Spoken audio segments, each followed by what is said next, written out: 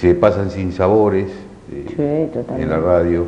Uno de los más grandes que pasé yo fue cuando la crisis del 82, que fue un sinsabor, un momento muy ingrato la crisis del 82, porque los medios de comunicaciones son el espejo, esto se lo digo un poco también a los televidentes, vos lo sabés, porque estás en eso, es un poco el comercio, es un poco el espejo del comercio. Sí, sí, sí.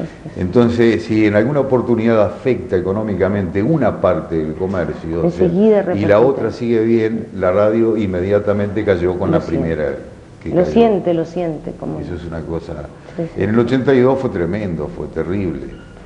Recuerdo que un amigo mío que aún trabaja en la radio, me dijo, si vos sabés que conté y me da casi 40 comercios cerrados entre plaza y plaza en calle Uruguay.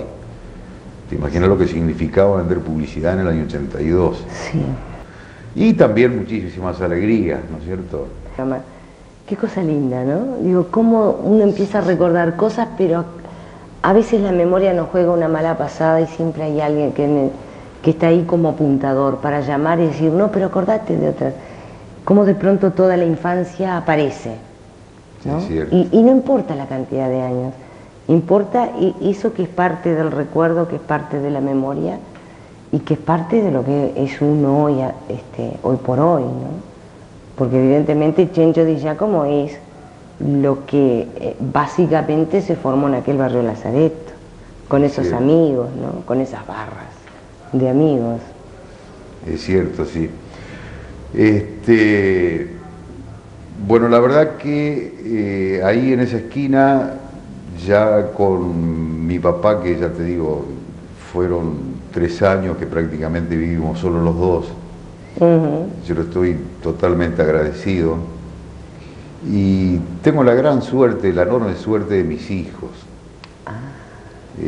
Algunos me dicen, eso no es suerte, es lo que pasa y lo que le dan los padres. No, yo digo que es suerte porque realmente tengo un orgullo de mis hijos, un orgullo que es tal que prácticamente mi vida son mis hijos, ¿no? O sea que ya ha llegado una etapa que no hay nada más que interese, ¿no?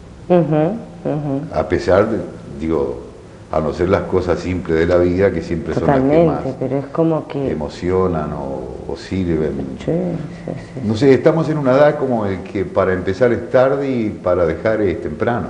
Pero claro, estamos en el momento de transición, en el empezar a recoger, empezar a recoger, empezar a recoger lo que en alguna vez, en alguna medida en el pasado se sembró. Pero tenemos otra llamada.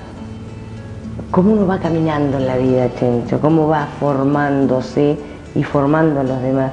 De aquel niño que corría libremente con las barras en el barrio Lazareto, a ese hombre que de repente algún día tuvo que ir a decirle a un compañero de trabajo que debe ser lo más doloroso que puede existir.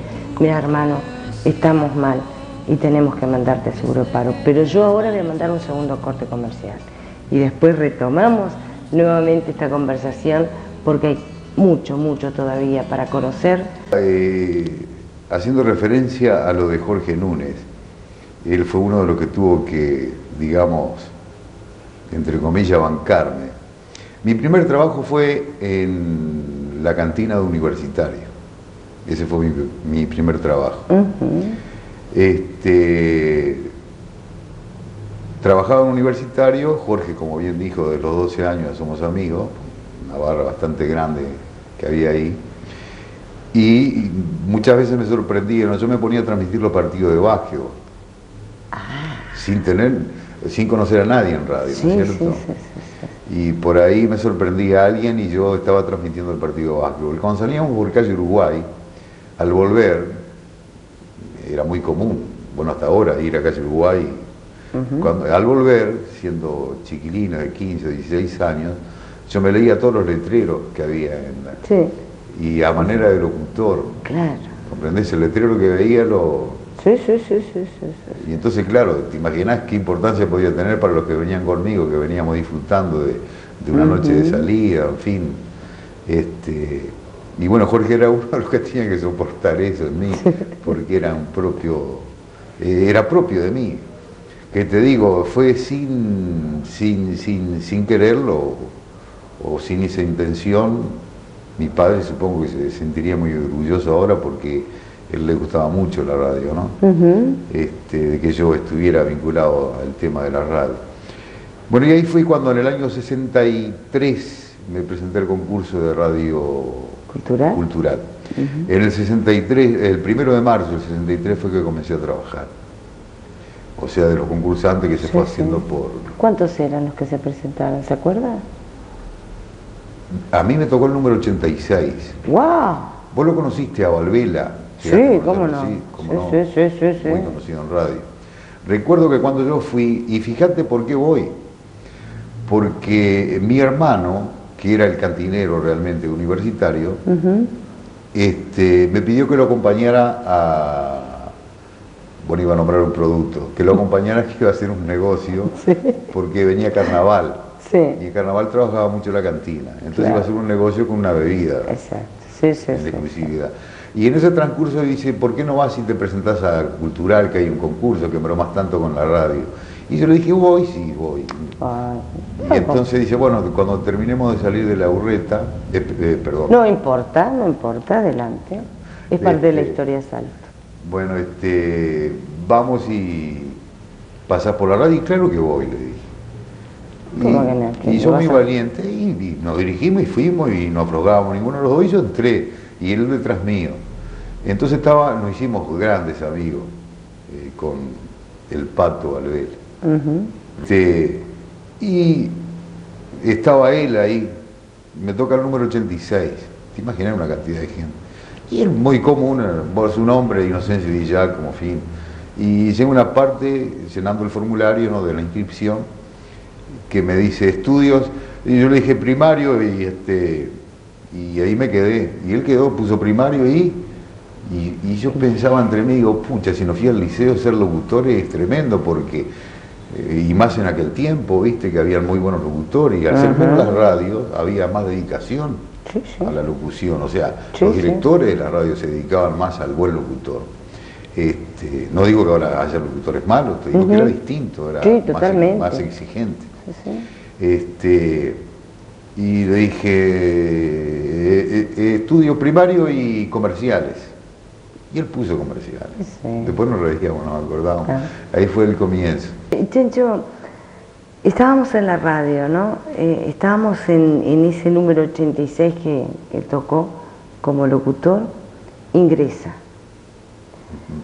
Todos tenemos en la radio, algunos los recordamos, otros no, pero todos tenemos anécdotas ante un micrófono. ¿Usted recuerda alguna en especial? Mira, anécdota que no la voy a olvidar jamás. Nosotros hacíamos todavía, cuando yo ingresé a la radio, fue los últimos años del radioteatro en vivo. Y a mí se hacía radioteatro en vivo, ahí digo porque Cultural tenía el elenco estable de la emisora, como lo utilizaban otras radios. Hacía muy poquito tiempo que lo había dejado Nidia Arenas, a vos que te gusta el teatro, del conjunto de CIR. Sí, cómo no. Del conjunto de CIR. Y Generali había agarrado ahí, ya lo había dejado Nidia, ¿no?, cuando yo fui, ya en el 63. Y bueno, yo era relator de la radio, y lo hacíamos en vivo el programa.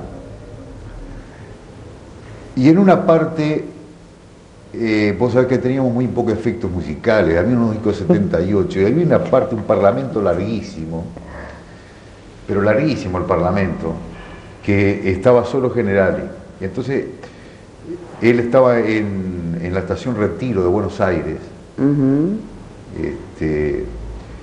y yo, como había estado en Buenos Aires fugazmente, había pasado por Buenos Aires, es otra historia, estuve 3 o 4 meses nada más trabajando en Buenos Aires, vine y después no pude pasar.